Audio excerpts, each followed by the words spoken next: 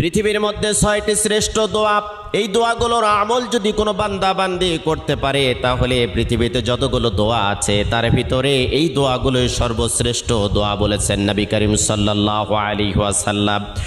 কোনো বান্দা বান্দি যদি যতই বিপদে থাক, কষ্টে থাক, দুর্ভিক্ষে থাক, উৎকণ্ঠার মধ্যে থাক না কেন, সকাল থেকে সন্ধ্যা পর্যন্ত যদি কোনো বান্দা বান্দি দরুদ শরীফের আমল করতে পারে, রাতের বেলা যদি দরুদ শরীফের আমল করতে পারে, হাজারো অশান্তির দাবানল থেকে আল্লাহ রাব্বুল আলামিন শান্তি দান করবেন।